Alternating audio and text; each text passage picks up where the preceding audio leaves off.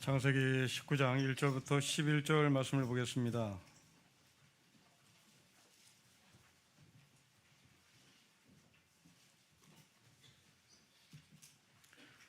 (19장 1절부터 11절) 말씀을 한 절씩 교독하겠습니다. 저녁 때에 그 두 천사가 소돔에 이르니 마침 롯이 소돔 성문에 앉아 있다가 그들을 보고 일어나 영접하고 땅에 엎드려 절하며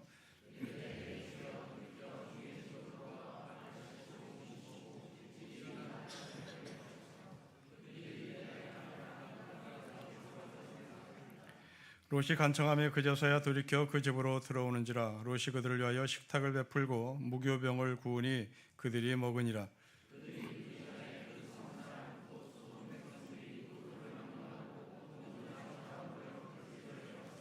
롯을 부르고 그에게 이르되 오늘 밤에 너에게 온 사람들이 어디 있느냐 이끌어내라. 우리가 그들을 상관하리라.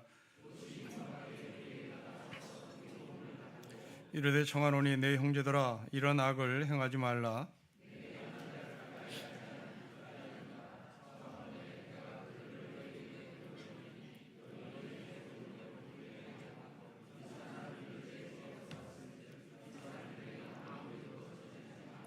그들이 이르되 너는 물러나라. 또 이르되 이자가 들어와서 거류하면서 우리의 법관이 되려 하는도다.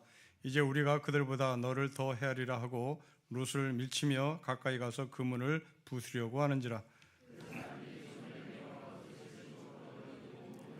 가시겠습니다. 문 밖의 무리를 대론을 막론하고 그 눈을 어둡게 하니 그들이 문을 찾느라고 헤매었더라. 아멘. 오늘 본문은 18장과 유사합니다. 18장은 아브라함이 낯선 사람을 대접합니다. 19장은 롯이 낯선 사람을 대접합니다. 다만 차이가 있다면 18장에서는 아브라함이 살고 있는 주변의 사람들이 이 낯선 사람에 대해서 해코지를 하지 않습니다. 반면에 19장은 롯이 살고 있는 그 주변의 사람들이 롯의 집을 에워싸고 롯의 집에 들어온 이 천사들을 해코지하려고 합니다. 이때 롯은 자기의 딸을 천사를 보호하기 위하여 소돔의 남자들에게 내어주려고 했다라는 것이 오늘 본문의 이야기입니다. 우리는 여기서 두 가지 질문을 해야겠습니다. 첫째로 왜 소돔의 남자들은 이런 끔찍한 행동을 하려고 했을까? 이것이 과연 이 시대를 살고 있는 우리에게 어떤 의미가 있을까라는 질문이겠죠. 두 번째 질문은 도대체 롯은 어떤 사람이길래 이 낯선 사람을 위하게, 이 낯선 사람을 보호하기 위하여 소돔의 남자들에게 자기 두 딸을 내어주려고 하는 것일까? 이것은 과연 이 시대에 나에게 어떤 의미가 있을까 하는 질문일 것입니다. 자, 먼저 소돔의 남자들입니다. 소돔에 살고 있는 이 사람들이 자기 도시 안에 낯선 사람 두 사람이 들어왔다는 소식을 듣는 것으로 이야기를 시작합니다. 여러분 4절과 5절을 보십시오. 우리 같이 한번 읽겠습니다. 시작. 그들이 눕기 전에 그 성사람 곧 소돔 백성들이 노소를 막론하고 원근에서 다 모여 그 집을 에워싸고 롯을 부르고 그에게 이르되 오늘 밤에 너에게 온 사람들이 어디 있느냐 이끌어내라. 우리가 그들을 상관하리라. 4절을 보면 대단히 소돔의 남자들이 흥분해 있는 듯한 분위기입니다. 나이가 많은 사람, 나이가 적은 사람, 멀리 사는 사람, 가까이 사는 사람, 집단으로 롯의 집을 포위하고 그 집에 들어온 사람들을 내어놔라. 우리는 그들과 함께 상관하리라. 성관계를 갖겠다는 얘기입니다. 대단히 흥분되어 있는 상태고 그리고 소란을 피웁니다.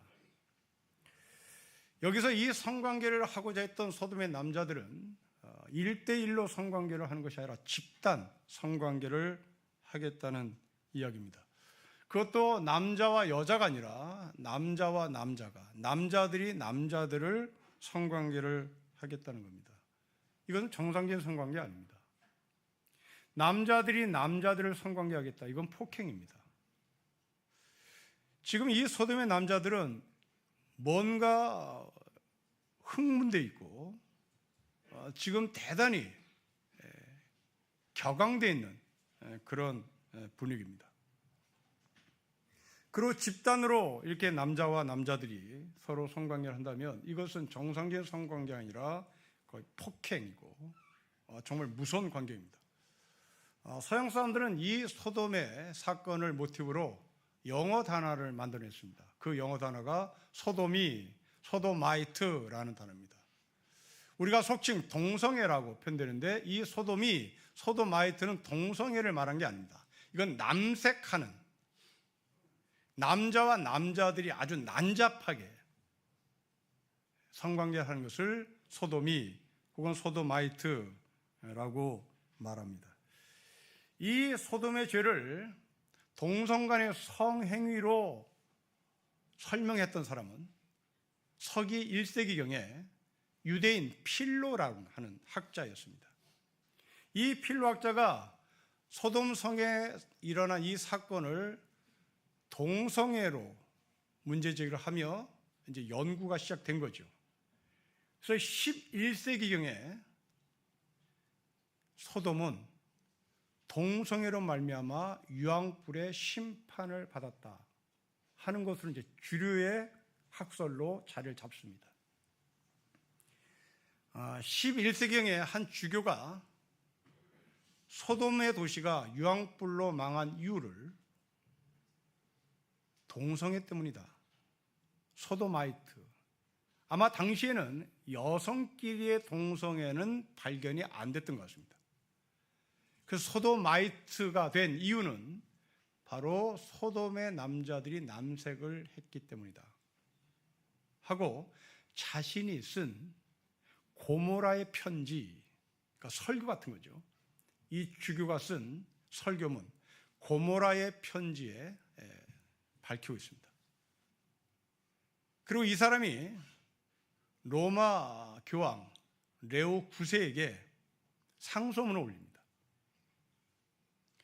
신부들 가운데 이 남색하는 자들이 있으니 색출해서 파문하십시오 라는 공개 서한을 보내기도 합니다. 이 모든 이야기의 근원지는 바로 창세기 19장에 근거합니다. 자, 다시 본론으로 돌아가서 왜 소돔의 남자들은 이렇게 롯의 집에 들어온 낯선 사람 두 사람을 끌어내서 성관계를 하겠다고 했을까? 그것도 나이가 많은 사람, 나이가 적은 사람, 멀리 사는 사람, 가까이 사는 사람. 불문하고 왜 이렇게 난리를 치는가? 소돔의 남자들이 성중독에 빠진 사람들일까? 그럴 수도 있겠습니다. 요즘 성중독 환자가 늘어나는 추세라는 것을 통계로 학자들은 제시합니다. 이 성중독으로 정신과를 찾아온 사람들 가운데 우울증 환자, 조울증 환자, 혹은 불안장애를 가진 사람들, 그들 중에는 성중독자가 있다는 것을 학자들이 보여줘요. 이 질환을 가지고 있었던 사람 중에 우리가 알고 있는 사람 중 골프 황제 타이거 우즈입니다. 그리고 미국 대통령 클린턴입니다. 학자들의 말에 의하면 이들은 어렸을 때 건강한 가정 생활을 보지 못한 것으로 원인을 잡아요. 한국에도 이 질환이 지금 점점 늘어나고 있습니다. 원만한 가정 생활을 보지 못하고 자란 아이들, 그 아이들 가운데 클린턴 같은, 타이거 우즈 같은 성중독 환자가 나온다? 이건 학자들의 연구 결과니까요. 우리는 조심히 그리고 신중하게 나를 되돌아봐야 할 것 같습니다. 자, 그러면 과연 소돔도 성중독이 된 도시인가? 자, 이 질문에 답을 해야 되겠습니다. 이 답은 여러분 1절에 있습니다. 여러분 1절을 보십시다. 우리 같이 읽겠습니다. 시작. 저녁 때에 그 두 천사가 소돔에 이르니 마침 롯이 소돔 성문에 앉아 있다가 그들을 보고 일어나 영접하고 땅에 엎드려 절합니다. 여러분, 소돔은 도시입니다. 그것도 성문 있는 도시입니다. 그러니까 우리의 지리로 얘기해 보면 지금 롯은 저녁 때에 남대문에 앉아 있었다는 얘기입니다. 그런데 두 사람이 서울역 쪽에서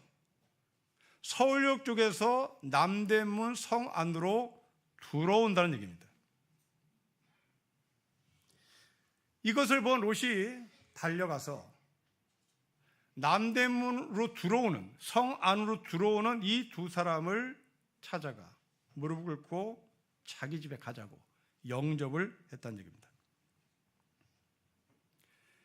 이 사람들이 롯의 집으로 들어갔는데 사람들은 나이 불문하고 집이 가까우냐 머느냐 불문하고 득달같이 달려나와서 롯의 집을 포위했다는 얘기입니다. 자, 이건 무슨 상황입니까? 이게 성중독입니까? 아닙니다. 이건 전쟁 상황입니다. 그것도 저녁입니다.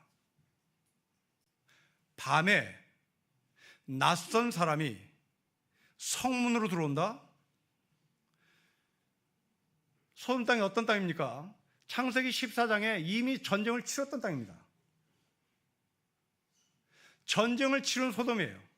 아브라함이 앞서서 전쟁을 승리했기 망정이지 풍전등화 같은 도시였습니다. 또 전쟁이 일어나지 말라는 법이 없습니다. 긴장하고 있는 도시입니다. 이런데 여기에 성문을 열고 누가 들어왔다, 롯의 집에 들어갔다, 이건 간첩입니다. 그러면 나이 많은 사람 누굴까요? 향토 예비군입니다. 나이 적은 사람 누구예요? 이건 현역입니다. 현역과 향토 예비군이, 현역과 민병대가 지금 이 소돔을 구하기 위하여 롯의 집에 들어간 사람을 찾아내라고, 끌어내고 그들에게 성관계하겠다고 아우성되는 겁니다. 자, 두 번째 질문입니다. 왜 성관계를 하냐? 아니, 간첩이면 잡으면 되는 것이고 적군이면 잡으면 되는 것이고, 그리고 법에 의해서 처리하면 되는 것이고, 이 사람의 행동이 국가보안법에 너무나 크게 저촉되면 사형 언도에 처음되는 겁니다. 그런데 왜 성관계를 하려고 이렇게 아우성 치느냐, 왜 이렇게 흥분되냐, 이 질문에 또 답을 해야 되겠습니다. 여러분, 고대 시대의 전쟁은 사람을 죽이는 전쟁이 아닙니다. 고대 시대의 전쟁은 어떻든 포로를 많이 잡아야 되는 전쟁입니다. 왜냐하면 그 포로는 나에게 노동력을 제공하는 노예이기 때문에 그렇습니다. 때문에 되도록 죽이면 안 되는 거예요. 그럼 어떻게 해야 합니까? 길을 죽여놔야 되는 겁니다. 더 이상 저항하지 못하도록, 아니면 더 이상 반란을 꾸미지 못하도록 자존심을 짓밟아야 되는 겁니다. 그 자존심을 짓밟는 방법 중에 하나가 바로 집단 성폭행을 해버리는 겁니다. 이게 당시 메소포타미아의 문명의 하나였습니다. 하나님은 이것을 지긋지긋하게 싫어합니다. 레위기 20장 13절에 보면 이런 말씀을 우리에게 하십니다. 남자가 같은 남자와 동침하여 여자에게 하듯 그 남자에게 하면 그 두 사람은 망측한 짓을 한 것이므로 반드시 사형에 처해야 한다. 그들은 자기 죄값으로 죽는 것이다. 자기 죄값이다. 여러분, 무슨 말입니까? 이 말을 분석해 보면 힘 있는 남자가 힘 없는 남자에게 너 여자 역할을 해. 그래서 성관계를 맺었다고 가정했을 때 하나님은 그 죄로 인하여 너는 죽는다고 말씀합니다. 고대 시대의 남자 군인들이 포로를 잡아서 성폭행하는 것은 바로 이런 그림이었습니다. 자, 여러분, 고대 시대 남자는 어떤 존재였습니까? 힘 있는 존재입니다. 여자는 힘 없는 존재입니다. 남자가 지배하는 존재입니다. 여자는 지배당하는 존재입니다. 남자는 상위의 존재입니다. 여자는 하위의 존재입니다. 그런데 같은 남자끼리 힘 있는 남자가 위에 있고 힘없는 남자가 아래에 있는 여자 역할을 하면 이 힘없는 남자는 영원히 힘 있는 남자 앞에 맥을 칠 수가 없는 겁니다. 이 남자는 누굽니까? 전쟁 포로의 가능성이 농합니다. 그래서 메소포타미아에서는 전쟁에서 이긴 사람이 포로가 된 사람을 기를 주기 위해서, 사전에 제압하기 위해서, 기선 제압을 하기 위해서 집단 성폭행을 하도록 길을 열었고 군인들은 거기에 참여했습니다. 이제 오늘 본문이 무슨 본문인지 드러났습니다. 동성애 본문이 아닙니다. 이건 인권의 문제입니다. 힘 있는 사람이 힘 없는 사람을 밟는 인권의 문제입니다. 소돔의 남자들은 더 이상 사람을 사람으로 대하지 않는 금수였습니다. 그렇다면 하나님은 이것을 어떻게 보시는지, 이 질문을 이 글을 읽는, 이 본문을 읽는 사람들에게 던지는 메시지입니다. 여러분, 호랑이가 호랑이의 본성을 상실하면 그 호랑이는 이미 호랑이가 아닙니다. 인간의 본성을 상실하면 더 이상 인간이 아니라는 얘기입니다. 그래서 하나님은 레위기에서 그토록 강하게 질타를 하신 겁니다. 자, 이러고 보니 이건 먼 나라의 이야기가 아니라 우리의 이야기입니다. 우리는 이념이 지배했던 시대가 있었습니다. 지금도 이념이 지배하는 시대이긴 하지만 굉장히 이념이 강하게 지배했던 시대가 있습니다. 그때 이념이 다르다고 집단 린치를 부끄러움 없이 행했던 일들이 현대 역사에 고스란히 남아 있습니다. 그것이 소위 빨갱이들입니다. 빨갱이로 집단 린치를 가합니다. 동네 밖으로 나오지 못하는 거죠. 그 아이들은 학교를 못 다닙니다. 독재 시대 때 고문을 당한 친구들의 이야기를 들어봅니다. 가장 치욕스러운 고문은 전기 고문 아닙니다.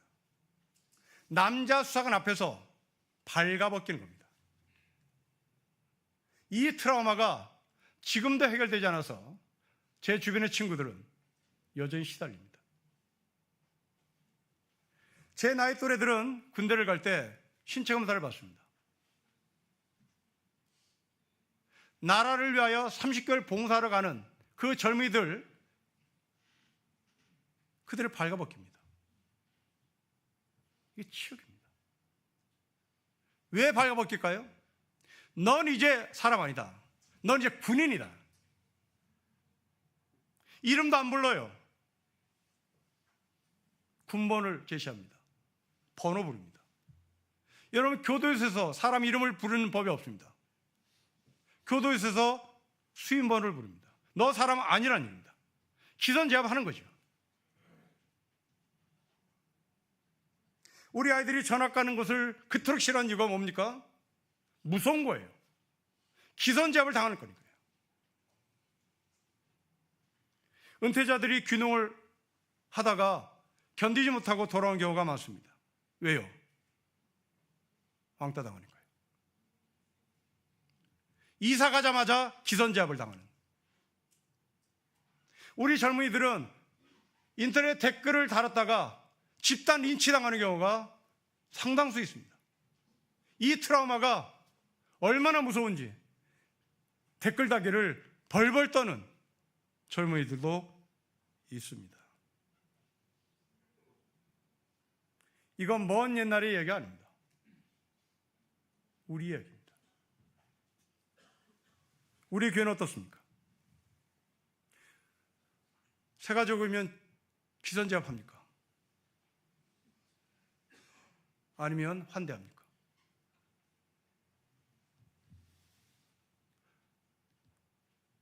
(2024년을) 위해서 남성교회 여전도회 회장을 뽑았죠. 그 여전도회 회장, 남성교회 회장 되신 분들 지금 불안할 겁니다. 무섭습니다. 첫 올례를 하기가 끔찍합니다. 난리를 칠 거니까요.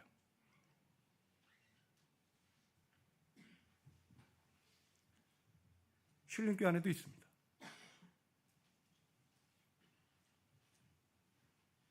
여러분들이 여전도회 회장을 뽑았으면 환대하십시오. 나뭇가지에 올려놓고 뒤 흔들지 말라고요. 이게 소돔입니다. 이 소돔의 문제는 동성의 문제가 아니라 바로 인권의 문제인 것을 우리가 확인했습니다. 롯은 이 사람들을 환대합니다. 도시의 남자들은 이 사람들을 기선 제압하려고 하는데 롯은 이들을 환대합니다. 그런데 이해하지 못할 구석 하나가 있습니다. 자기 딸을 소돔의 남자들에게 내어주겠다. 내 두 딸 데리고 성관계를 하라는 겁니다.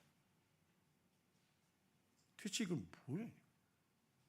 이걸 어떻게 이해를 해야 됩니까? 여러분, 이 두 딸은 처녀 아닙니다. 이 두 딸은 이미 약혼한 여자들이에요. 여러분 14절 보십시오. 14절에 보면 롯이 나가서 그 딸들과 결혼할 사위들입니다. 약혼한 딸들이에요. 이 약혼한 딸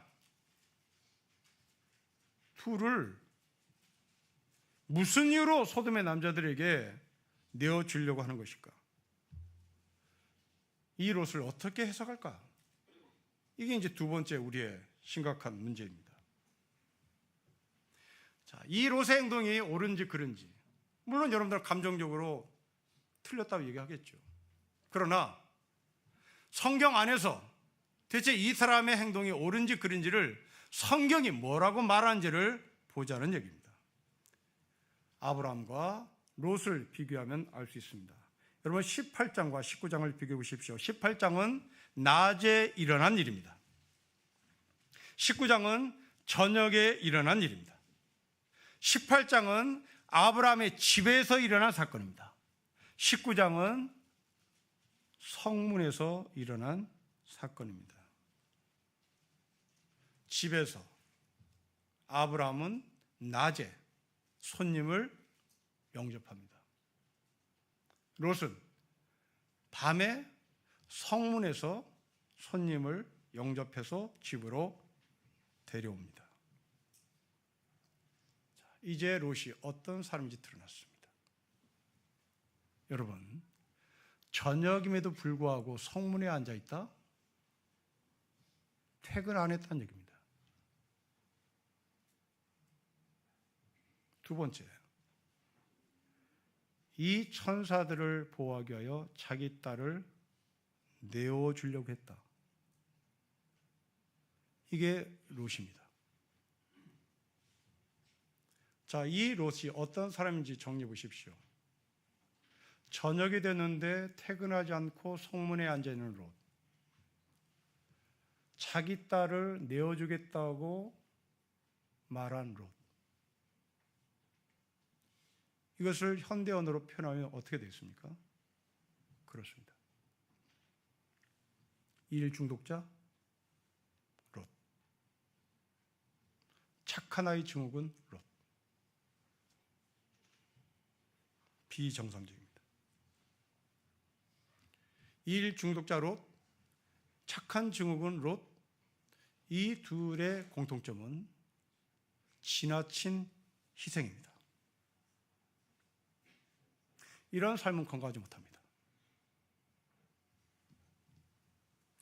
여러분들이 일 중독자들이 이 가운데 계실지 모르겠습니다. 왜 이렇게 일에 빠지냐고 물으면 다 가족 핑계대입니다. 가족 사랑해야 되니까. 그거 희생 아닙니다.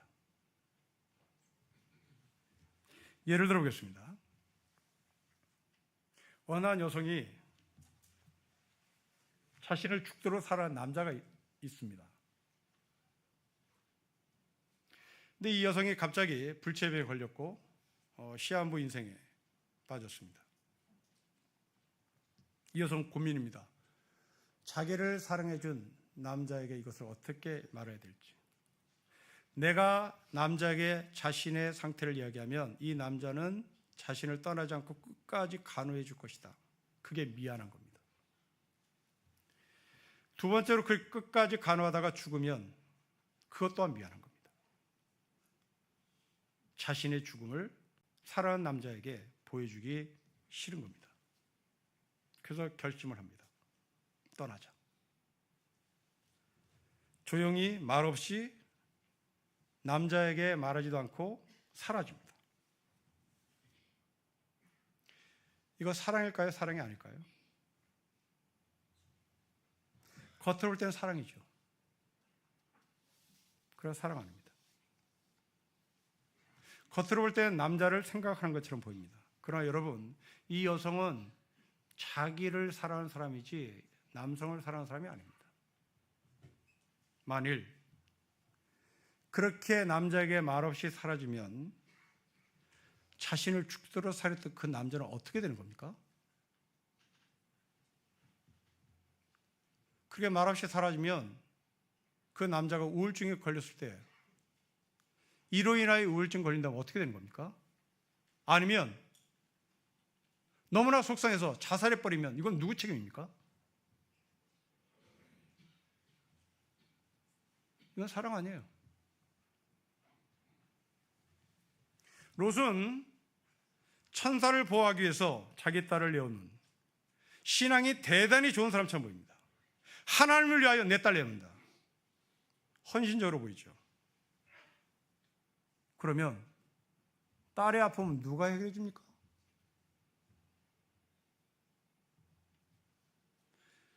여러분, 정상적인 사랑은 희생을 강요하지 않습니다. 정상인 사람은 희생하는 거 달가워하지 않습니다.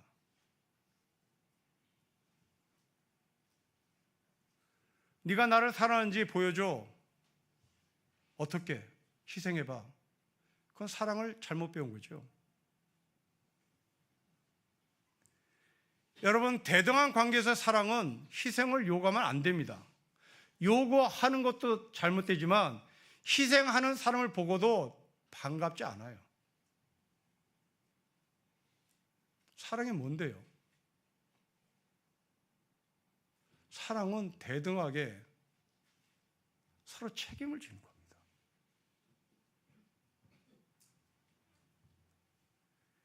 이 롯은 대단히 헌신인 사람처럼 보여요. 왜 이런 행동을 할까요? 착한 증후군이죠.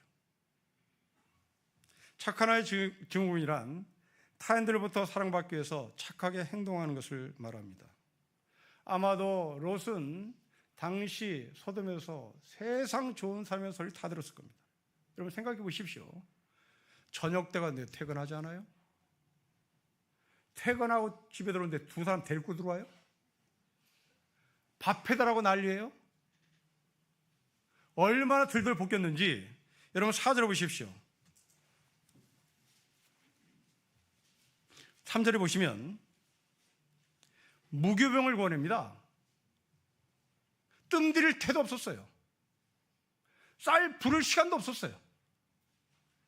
유교병을 만들어야 이게 정상적인 대접인데 얼마나 들들 볶였는지 식구들이 무교병을 만들어냅니다. 딱딱한 빵을 만들어내요. 퇴근 안에 사장 입장에서 보면 정말 성실한 직원이죠. 집에 들어오는데 두 사람 데리고 들어와? 거기에 밥 해내라 그래? 그런데 두 딸을 낯선 사람을 위해서 소돔의 남자들에게 내줍니다. 큰딸 누구야? 둘째 딸 누구야? 나가서 저 사람들과 하룻밤 자고 와라. 왜? 나 하나님 지켜야 되니까. 이거 환자죠. 이게 광신도입니다. 이런 일들은 지금도 일어납니다. 어제 정명세라는 사람이 징역 23년을 선고받았습니다. 성폭행, 성추행, 이루 말할 수 없습니다. 자기 딸이 정명석과 하룻밤 자는 것에 대해서 지극히 감사하고 지극히 복이었다고 외치는 부모들도 있습니다. 우리일지 모릅니다. 결국 이 두 딸은 결혼을 못해요.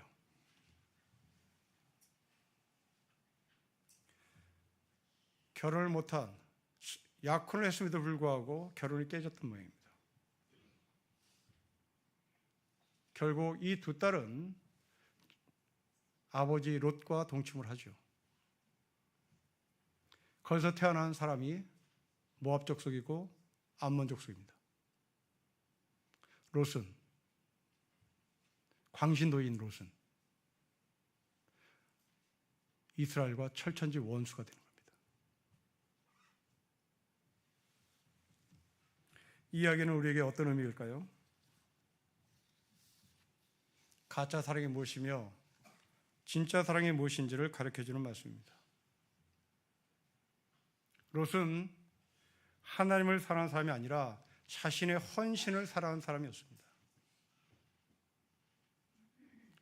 롯은 사람을 사랑하는 사람이 아니라 자신의 열정을 사랑하는 사람이었습니다.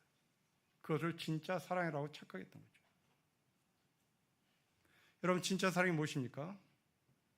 성경은 명확하게 얘기합니다. 진짜 사랑은 하나님을 사랑하고 너의 이웃을 네 몸처럼 사랑하는 것입니다. 여기서 우리가 사랑할 하나님은 천지를 창조하신 창조주입니다. 그 창조주 하나님은 백인도 창조했고 흑인도 창조했고 아시안도 창조했습니다. 그렇다면 우리의 이웃은 하나님이 창조하신 백인, 흑인, 아시안, 다시 말하면 우리의 이웃의 범위는 무제한이라는 얘기입니다. 그런데 소돔의 남자들은 그렇지 않았습니다. 소돔에 들어온 낯선 사람을 폭행했습니다. 개를 사랑한다 하면서 세파트만 사랑하고 진돗개를 사랑하지 않는다면 이 사람은 개를 사랑하는 사람이 아닙니다. 산을 좋아한다 하면서 알프스를 좋아하고 관악산을 좋아하지 않는다면 이 사람은 스위스를 좋아하는 것이지 산을 좋아하는 사람이 아닙니다. 마찬가지로 사람을 사랑한다 하면서 자기 동족만 사랑하거나 자기 인종만 사랑한다면 그 사람은 사람을 사랑하는 사람이 아닙니다. 그 사람은 이념적 사랑을 하는 사람입니다. 이런 면에서 소돔의 사람은 사람을 사랑하지 않는 사람입니다. 롯도 사람을 사랑하지 않는 사람입니다. 에릭 프롬이라는 사람이 사랑의 기도라는 책에서 이런 말합니다. 만일 내가 어떤 사람에게 나는 당신을 사랑한다고 말할 수 있다면 나는 당신을 통해 모든 사람을 사랑하고 당신을 통해 세계를 사랑하고 당신을 통해 나 자신도 사랑한다고 말할 수 있어야 한다. 그런 말합니다.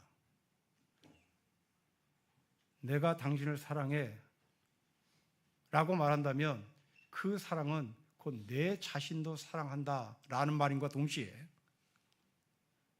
세계도 사랑하고 인류도 사랑할 수 있어야 된다는 얘기입니다. 이제 오늘 본문이 어떠한 말씀인지 드러났습니다. 낯선 사람을 환대하는 아브라함, 낯선 사람을 환대하는 롯. 진정한 환대가 무엇인지, 가짜 환대가 무엇인지를 보여줍니다. 또 하나는 밖에서 밖에서 저 사람은 법 없이도 살 수 있는 삶이야 라고 하는 소리를 듣는 여러분이 집에서는 어떤 아버지로 어떤 남편으로 듣는지를 확인해 보라는 얘기입니다. 밖에서 좋다는 소리 들으십니까? 집에서는요. 물건으로 사는 것이 아니라 사람을 사람으로 사랑했으면 좋겠습니다. 그것이 하나님을 사랑하고 내 이웃을 내 몸처럼 사랑하는 것입니다. 칼리 지브라니 쓴 당신의 자녀는 시를 인용하고 설교를 마치겠습니다. 당신의 자녀는 당신의 소유가 아닙니다. 당신의 자녀들은 온전한 삶을 열망하는 아들이고 딸입니다. 자녀들은 당신들을 통해 왔으나 당신에게서 온 것은 아닙니다. 당신과 함께 있으나 당신의 것은 아닙니다. 자녀들에게 사랑을 줄 수는 있으나 생각을 줄 수는 없습니다. 자녀들에게는 그들만의 생각이 있기 때문입니다. 자녀들의 몸은 가둘 수는 있지만 마음까지 가둘 수는 없습니다. 자녀들의 영혼은 내일의 집에 거하기 때문입니다. 그곳은 부모가 꿈속에서라도 방문할 수 없는 곳입니다. 부모가 자녀들처럼 되고자 할 수는 있겠으나 그들을 당신처럼 만들지는 마십시오. 기도하겠습니다.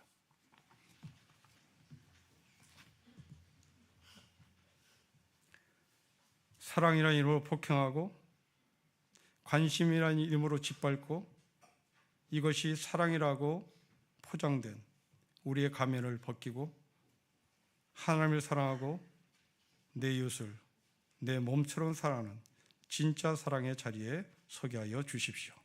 주 예수 그리스도의 이름으로 기도합니다. 아멘.